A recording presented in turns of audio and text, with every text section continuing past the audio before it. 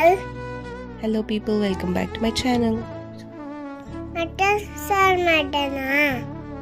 ತಂದೆ ಈರುಳ್ಳಿ, ಹುಳಿ, ಶುಂಠಿ, ಹಸಿಮೆಣಸಿನಕಾಯಿ, ಪುದೀನ, ಕರಿಬೇವು, ಸ್ವಲ್ಪ ಗಸಗಸೆ, ಜೀರಿಗೆ, ಸೊಂಪು, ಚಕ್ಕೆ, ಲವಂಗ, ಏಲಕ್ಕಿ, ಎಣ್ಣೆ ಹಾಕಿ ಹಚ್ಕೊಳ್ಳಿ.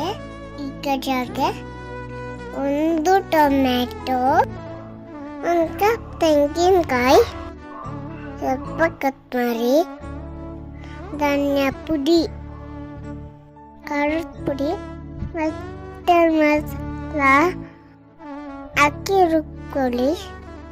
ಓಕೆ, ಕುಕ್ಕರ್ಗೆ ಸ್ವಲ್ಪ ಎಣ್ಣೆ, ಒಂದು ಹಚ್ಕೊಂಡಿರೋ ಈರುಳ್ಳಿ, ಸಣ್ಣದಾಗಿ ಹಚ್ಕೊಂಡಿರೋ ಈರುಳ್ಳಿ, ಅದನ್ನು ಸ್ವಲ್ಪ ಬಾಡಿಸ್ಕೊಳ್ಳಿ.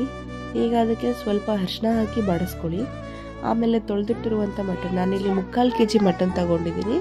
ತೊಳೆದಿಟ್ಟಿರೋ ಮಟನ್ನ ಹಾಕಿ ಕಲಸಿ, ಒಂದು ಸ್ಪೂನ್ ಉಪ್ಪು ಹಾಕಿ ಕಲಿಸ್ಕೊಳ್ಳೋವಾಗೇ.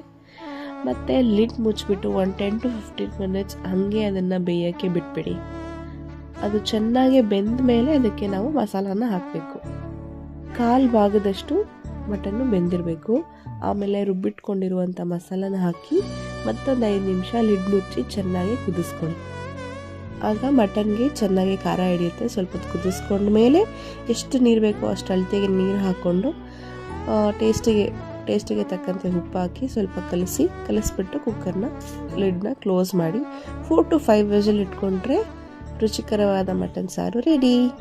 ಆ್ಯಕ್ಚುಲಿ ಈ ರೆಸಿಪಿ ನನ್ನ ಮಗಳು ಹೇಳ್ತೀನಿ ಅಂದರು. So just for a minute ಅವಳ ಹತ್ರನೂ ಸ್ವಲ್ಪ ರೆಕಾರ್ಡಿಂಗ್ಸ್ ಮಾಡಿಸಿದ್ದೆ.